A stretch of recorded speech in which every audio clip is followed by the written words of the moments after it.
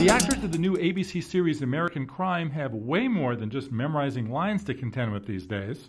In fact, when we met them at the SCAD aTVFest in Atlanta, they told us what else is expected of them in the digital age. I mean, when I was doing Leverage, that was all just sort of starting, and that was 4 or 5 years ago. So it's amazing how it's become so important that we've all had meetings. We've been asked to go to meetings about it.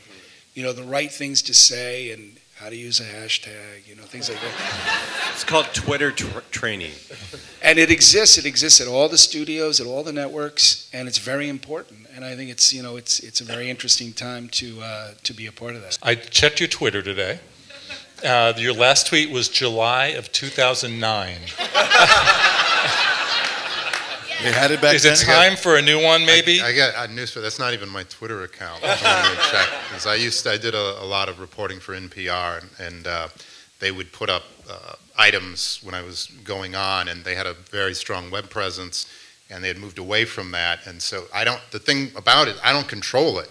So there are people who are like, oh, John, you know, I mean, a year ago it wasn't a problem. Nobody was trying to follow me. Now, you know, since then, people try to follow me. Like, oh, I want to follow John. Oh, John's kind of dull, isn't he? Yeah, he doesn't really have a lot going on. What about you, Caitlin? You came from YouTube, right? I worked with a lot of YouTube kids, so Yeah. that was interesting. I am Twitter uncoordinated, so I'm trying my best.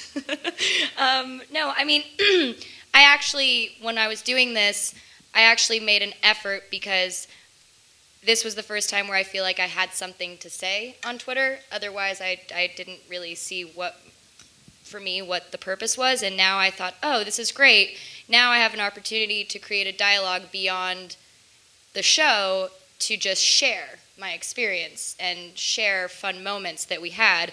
So yeah, I have a file that I'm ready to release of every episode. I even did things where I took pictures of details and scenes to see if you guys can pinpoint where it came from and what episode and what room and whose house.